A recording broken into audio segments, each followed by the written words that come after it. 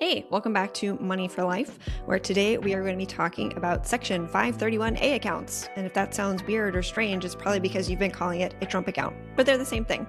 It's been a topic of conversation among a lot of different clients recently, been getting a lot of questions on it, so we thought we would bring that conversation to the podcast and talk about the advantages of Trump accounts, the disadvantages, the drawbacks, and everything that you should be considering if you're wondering, should I or should I not make this part of my financial plan? Eric, can you tell us a little bit more about the logistics of Trump accounts or 530A accounts? Sure. The idea is that they are retirement accounts for kids, and therefore you can contribute to them even if the kid doesn't earn money, which is different than an IRA. The contributions are not tax deductible, but the growth is tax-free. Kids can take it out penalty-free at 59 and a half. So it's definitely built for a retirement type of account for the kids. And at age 18, it is fully the kid's account. So you have no control anymore as a parent once they turn 18. So that's a key factor here when you're contributing, because usually it's your money that you're contributing initially, and then it becomes the kid's money and you have no say in it. So that's a point to consider.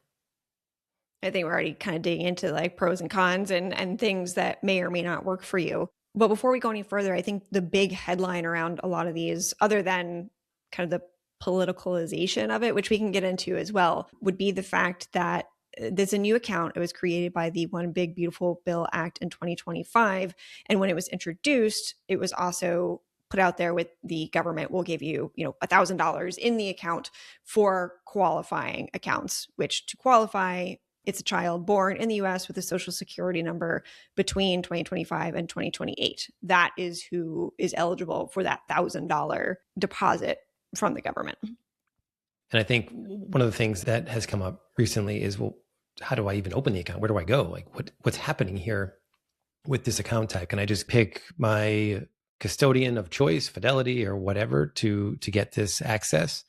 And the answer is no. You have to go to trumpaccounts.gov and you have to complete form 4547. And so a lot of times people are actually having their CPAs do this with their tax returns and getting that all done, but you can actually do that separately by going to trumpaccounts.gov to get it set up. They're all opened at two custodians that are qualified to have these things opened, which is BNY Mellon and Robinhood, which is weird because, an IRA, you can open anywhere that hosts investment accounts. But with this particular type of account, you have to use those custodians. Right. You're getting a little bit ahead of me. You're spoiling my lead up to like, why should you maybe not do this? But that's one consideration, right? Is like the extra $1,000 if you have a child that was born in that qualifying window. I think that's great. And I think that's probably the biggest advantage and the biggest like eye-catching thing about it is it's an extra $1,000 that's going to savings for your kid, which is, it's meaningful and it is a good thing. Would you agree? I mean, it's free money. If free money compounded over time is more free money. So that seems like it's a fine thing to do. Again, you mentioned the politicalization, like the I would use polarization. Some people love it because they love Trump. Some people hate it because they hate Trump. Some people are in the middle. Some people like free money. So again, if you want free money from the government for your child that can be invested, it may be a workable system for you. Right. The polarization of it, I do want to talk about that, but I want to look at what genuinely is the benefits of the account first. So the fact that you're getting possibly an extra $1,000, but then Eric, you were talking about how it's kind of designed as a retirement account for your child that you're setting up. And I think that to me is another big highlight because with an IRA or a Roth, like you have to have earned income. So your child probably can't open one of those and save into it until they're like at least in the teenage years, which means that's a big gap of time between 0 and 15 that money could be invested in compounding. So this gives you a way to start that compounding clock really early, which is a big deal because time is the biggest factor with compounding. Is that how you're looking at it and talking to clients about it? Or do you have kind of a different take on that angle? Well, you are correct in that you can contribute up to $5,000 into this account at a very early age if your kids are young, and that compound effect is going to be exponentially more because you have, 20 years more than the next person that starts at 20 years old to contribute to an IRA. That is great. I also think that it's really important, as with most things, to understand what are we trying to do? Taking the bigger picture view and saying like, how am I trying to support my kids here? Is it specifically for retirement? I want to start to fund their retirement accounts. Then yes, it's a great start. So you get a head start on everybody else if you use this type of account for your kids. But if you're saying, well, I want to support college, or I want to support their lifestyle or down payment on a house later on, it may not be the best fit for your goal for your kids. So I think it's really important to be clear on what is your goal for the kids with this money that you're going to contribute to something. Yeah, having a clear why in mind is going to be helpful because, all right, now we can start getting into like some of the drawbacks and downsides. Finally. Well, I think that highlights like there are some advantages here, but I think the things to think about, even you don't even have to call them like downsides, or they're not necessarily negative, but there are things that should probably give you pause and have you step back and be like, wait, does this make sense? I think for one, like if your goal is college savings, a 529 plan might allow for more. Because the Trump account acts similarly to a traditional IRA, 529 plan will let you put in more for college. It's got higher contribution limits. And then there are potential state tax deductions, which, Eric, does a Trump account have those?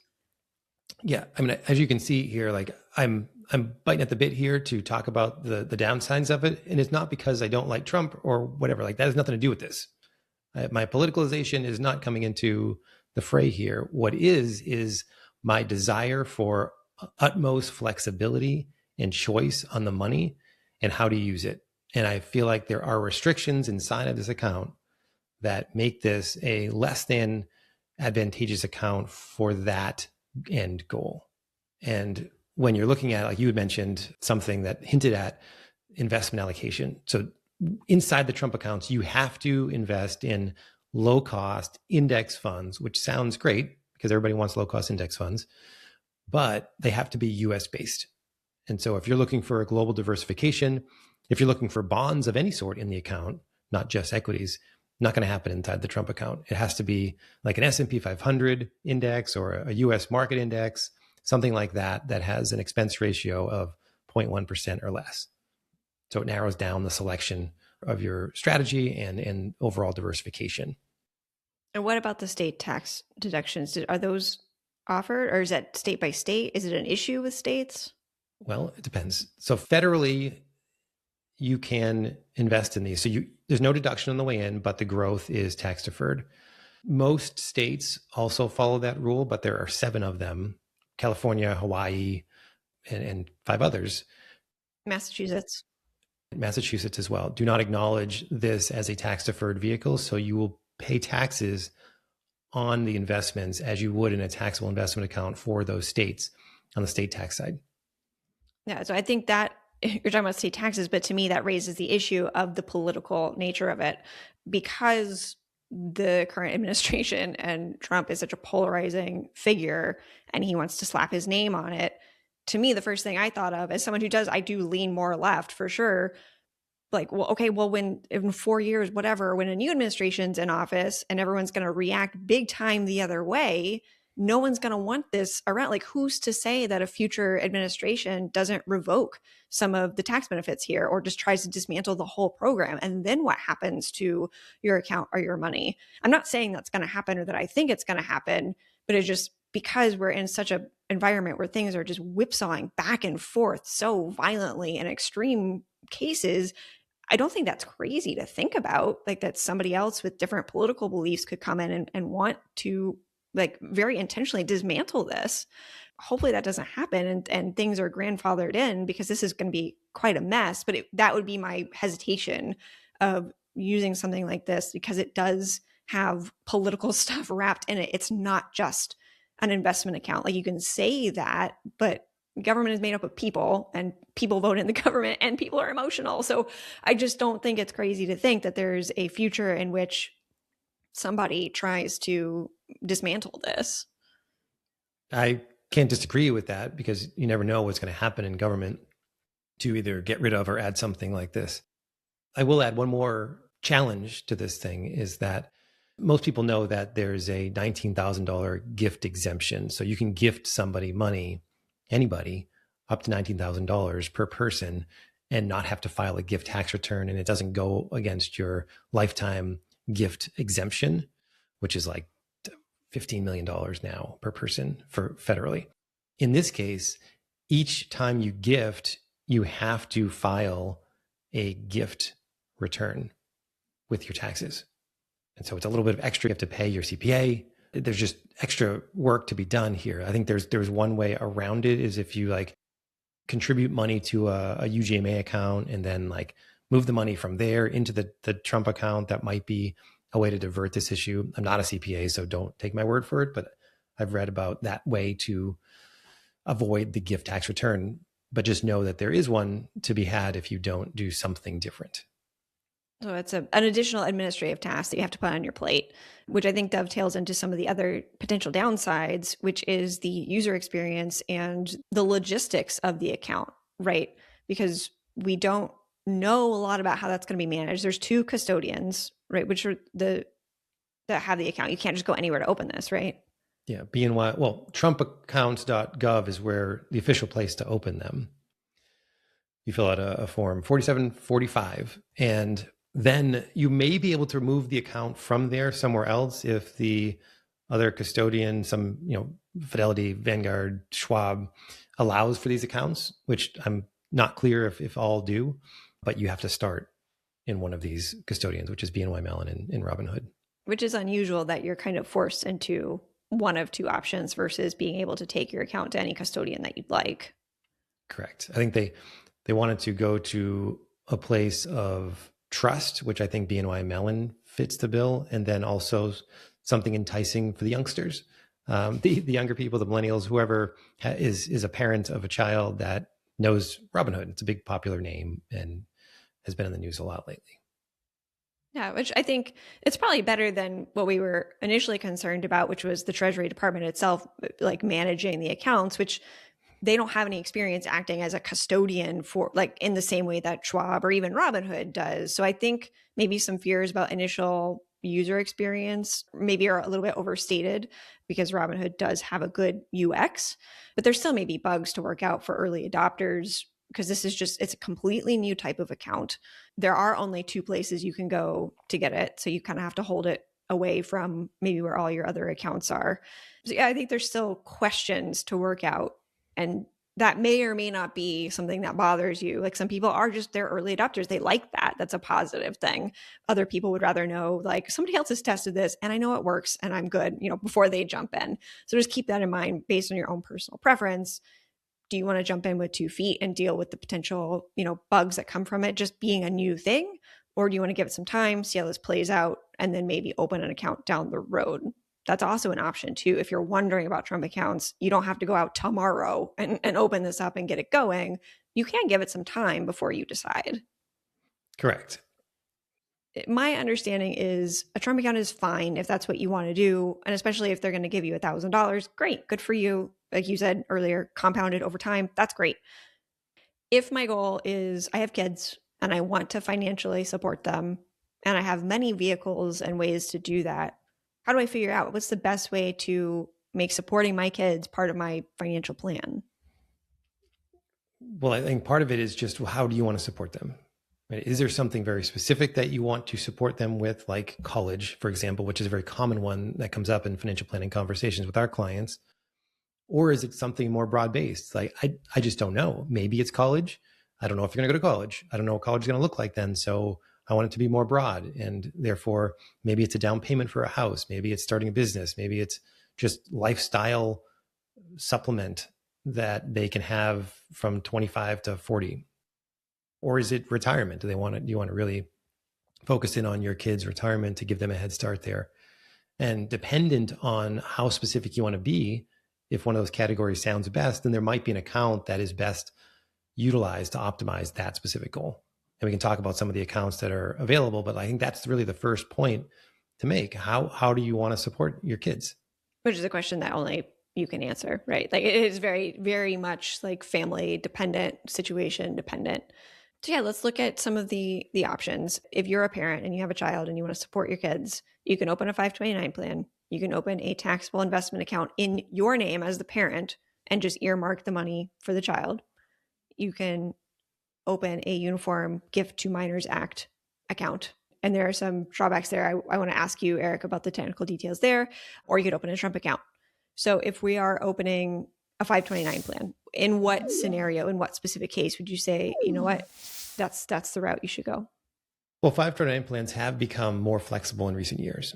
So there's a lot more use cases here than there used to be, although it still is limited. And so if you want to fund some future private high school for your kids or college for your kids, you can definitely use a 529 plan for that. You contribute money, and then you get that growth of the investments inside of the 529 plan are tax-free if used for qualifying expenses like private high school up to $10,000 per year, or private school in general, but I just say high school because it gives it time to compound, or college for qualified college expenses. And then even if you don't use it for those qualified education expenses, you can roll up to $35,000 into Roth IRAs for kids, for the beneficiary specifically, over a couple of years.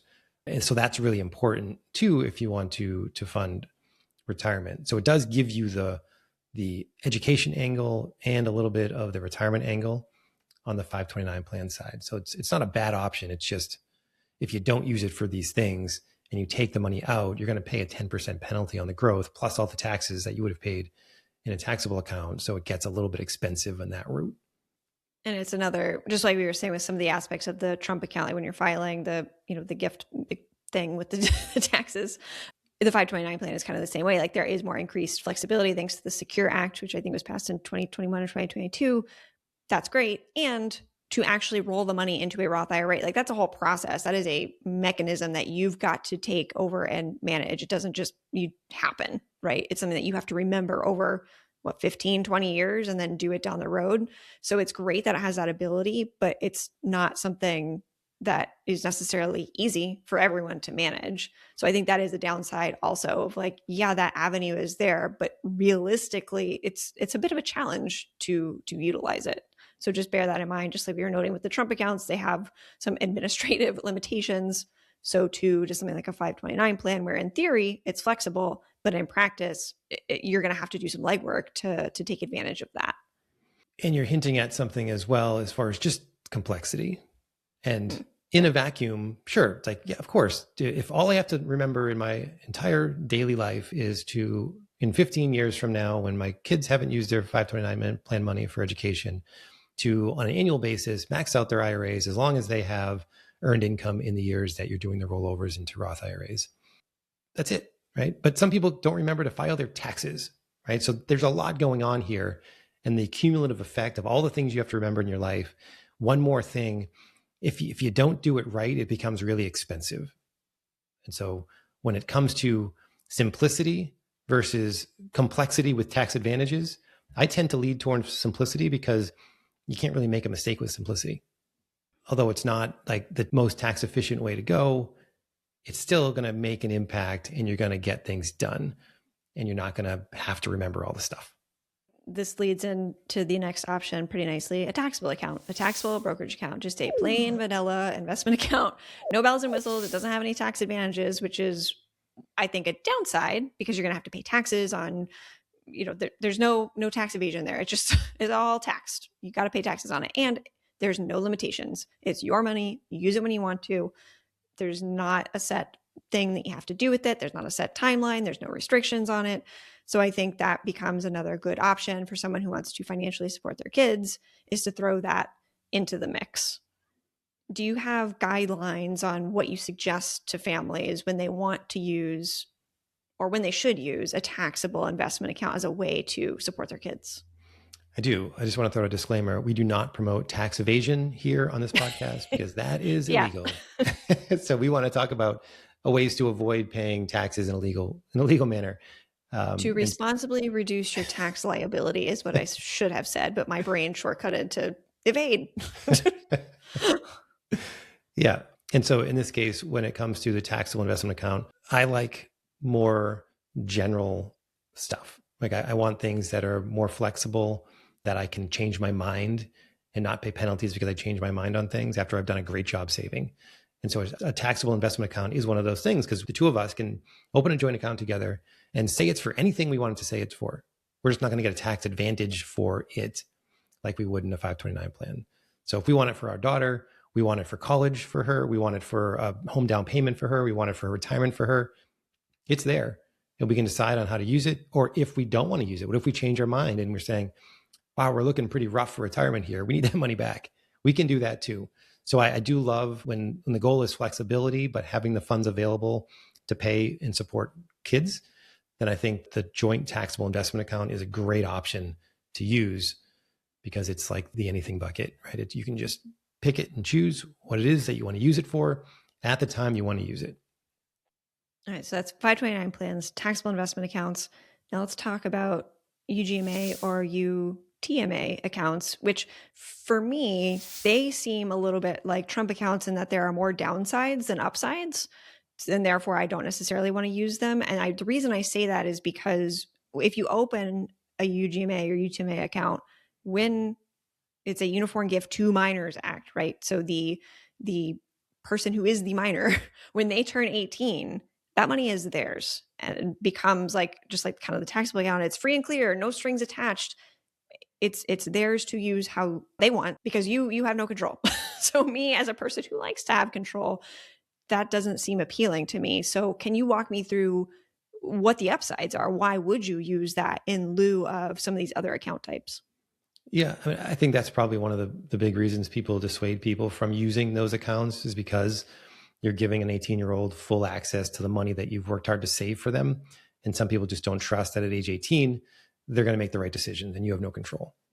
Some people say that's fine. It's their money. They can do whatever they want with it. They will be responsible, or it's my fault that they weren't. I mean, that's a fine thing too. But I think in this case, if you truly want money for your kids and you do want them to be able to use it when they have a need for it in college or after, then giving them this money, you're dedicating this money now to them and you can't change your mind, which is a good thing, right? If you're committing this money to them, you're making the decision, you're giving it into the account, you're growing it over time, and then it's theirs at age 18, and that's your goal, then it's a great option because there is also a few different tax advantages here. The first $1,350 that is taxable in the account on an annual basis is going to be tax-free because it's for the kids. And then the next $1,350 is under the kiddie tax rules, which is essentially the child's tax rate, which at that age or under 18 is probably pretty damn low. And then anything above that, so now you're talking about $2,700, anything over $2,700 in taxable income in the account in a given year would be at your tax rates as the custodian. So you're saving a little bit of money in the first segment of taxes, but then you're paying taxes on that money after that, which is just like a taxable investment account. Okay. Well, I see about that then the advantage of, I kind of like that there is an account option where you can't change your mind as the parent of like, if that was really your intention. It's kind of just like we would say, if you have a lot of cash savings, put that in a different account. Don't leave it in your checking account, or put it with a different institution, even like have it at a high yield savings at a bank that you don't use on a day-to-day basis. So you don't see it, you don't think about it, you're not tempted to pull the money. That could be a really good mechanism for someone who like their intention is, this is money for my kids, I do not want to take it back. That's a good way to make sure you don't have to just use willpower or, assume that things won't change in the future. You can kind of quote unquote lock it up in a good way. Like I think it's coming from a good place, and I like that about it. Yeah, and there's sort of an accountability. Like you said, you wanted to give it to your kids, so suck it up and give it to your kids. Yep. Okay, so we have those three accounts, and then we have Trump accounts. So is there a good use case for a Trump account where you would say, like, absolutely, this makes sense, let's leverage this? Yeah, I mean, I would say that the long-term compounding effect for retirement. In this case, I think if you contribute $5,000 every single year until they're 18 and they're 1 year old right now, that is going to be a lot of money down the road. All the contributions are after tax and the growth is tax-free. So you're saving some money on taxes for them down the road. As long as they access it at 59.5 or beyond, there's not going to be any penalty.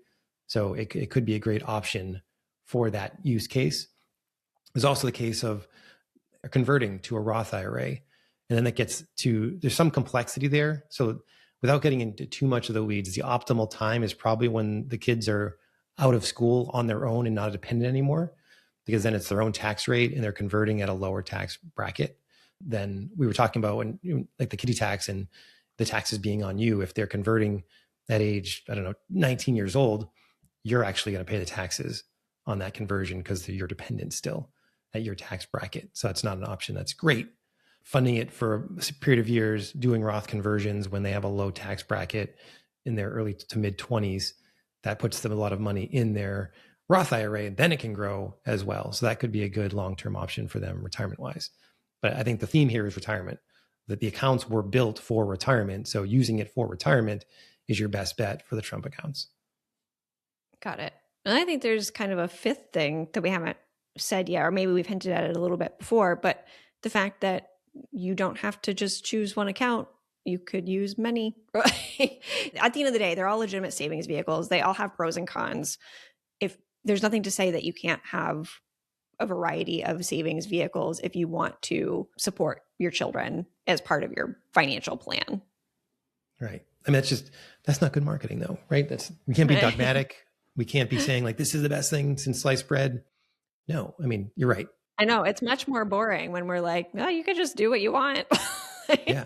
Imagine that. You can choose to do what you want and still the plan could work. Flexibility. I love it. So just using different accounts for different reasons. If you have strong feelings about particular things, but you're not going to commit to just one of them, then using different accounts is just fine to do as long as you have the money to fund it, right? That could be the other thing too. If you don't have the money to fund all the accounts, one of them is going to be an option. Okay. So just saying that, if you had to be dogmatic about it, if you had to pick one account, if your goal was to support your children, which one would you pick? What do you think is the best option? Taxable joint account for the parents. Because of the flexibility? Yeah, the flexibility. You can use it for anything. You can use it for you. You can use it for your kids. You can use it for your grandparents. Who knows? Whatever you're going to use it for, it is there for you to decide on when to use it. You will pay taxes along the way for dividends, interest, and capital gains. But if you manage it efficiently, then you can reduce those a little bit. There's tax loss harvesting in there too to reduce taxes. So there's a lot of ways to at least reduce the tax impact and not just make it a very expensive proposition to use this type of account. But the flexibility does, no pun intended, trump the other things here. Yeah, and including on like investment options too. We didn't spend too much time talking about that, but that could be the biggest issue with the Trump account is the lack of diversification available within the account for your investments. Lack of diversification relative to an taxable investment account where you can literally invest in anything. Like you've got the whole world of investment options available to you to use. That's going to give you a very different outcome, I think, over the 20, 30 year span, rather than being limited to just what is currently allowed or may be allowed in a Trump account down the road.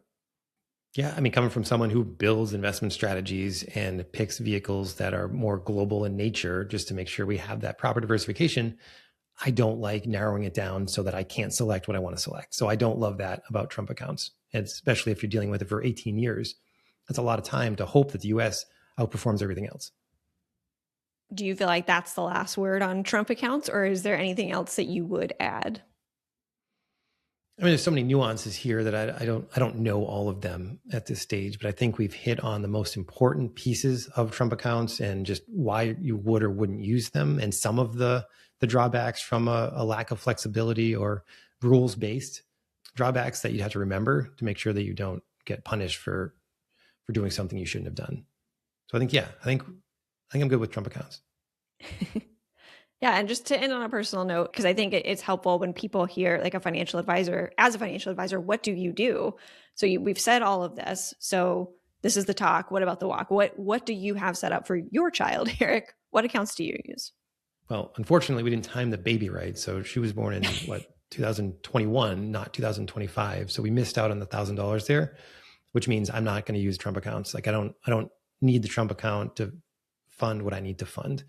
We have 529 plan money that is going in not at a significant amount, maybe $1,000 a quarter, just to have something in there. And at the very least, she can use it to convert to Roth IRAs for herself after college, or we could use it for college if she needs it.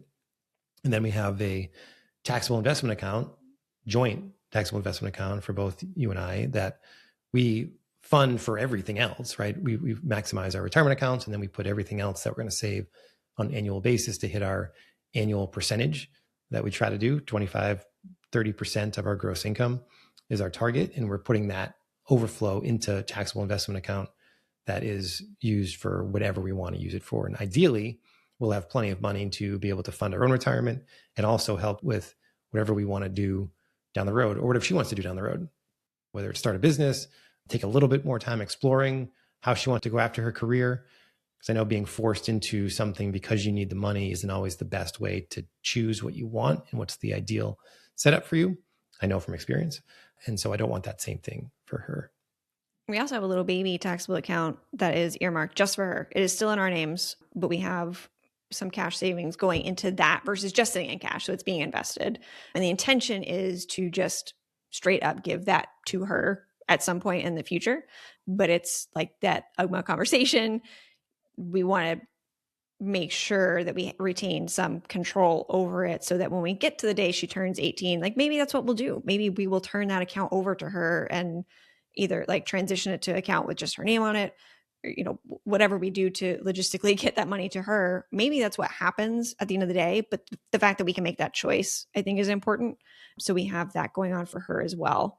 And one thing I'll note on the 529 plans, part of the reason that we have that open is so that any family members who wanted to like give her money, they had a place to put that could make them feel good about they were helping for her future. So I think that is an important thing for Trump accounts too, regardless of how you personally feel about them. It might be worth opening if a family member feels very strongly about it and they want to support your kids and that's where they want to put the money.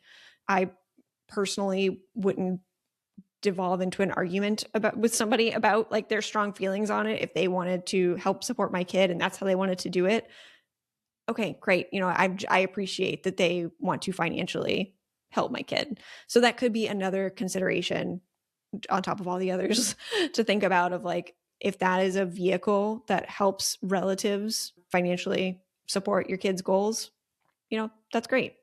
Or you don't have to. Again, boring, but you can kind of do what you want. It's okay. It doesn't all have to be so dogmatic and you should do this and you shouldn't do that. I think we have a lot more choice than that, which is really great. And you should take advantage of setting up of the many, many savings vehicles you could have, set up the system that works for you and feels good to you. Just don't forget to file your gift tax return if you're contributing as a grandparent to the child's Trump account, because you will have to do that every single year that you do it. So Eric really does not like that, is what you're saying. Well, I think it's just the fact that you have to do that and you can't just gift it like the regular gifts. It's because it's not accessible to the kids now, right? A gift should be accessible to the person you gift it to now, which is why there's an exemption. In this case, you're gifting it to an account that is not touchable until after age 18, and therefore it's not officially an exemption. Yep. And if you would like someone to help you organize and orchestrate all of this, that is what we are here for at Beyond Your Hammock. We work with families in their 30s and 40s to set up the right savings plan and strategies and vehicles to make your financial plan work for you and your kids and everything else that you care about. So you can go to beyondyourhammock.com to learn more about that. That's it for today and for Trump accounts, and we will see you next time. Thanks for listening to another episode of Money for Life, hosted by Eric Roberge, CFP and founder of Beyond Your Hammock, and me, Kaylee Roberge. Our show is produced and edited by Steve Stewart. If you want to learn more about wealth management and hiring your own personal financial advisor, visit beyondyourhammock.com. And now for the legal stuff. This podcast is for informational purposes only and does not constitute financial, legal, or tax advice, and may not cover all critical, complete details of every situation discussed. The views expressed by guests are their own and do not necessarily reflect those of the host or the podcast. Please consult a qualified professional about your specific situation before making any financial decisions based on this podcast or any other educational content designed for a general audience.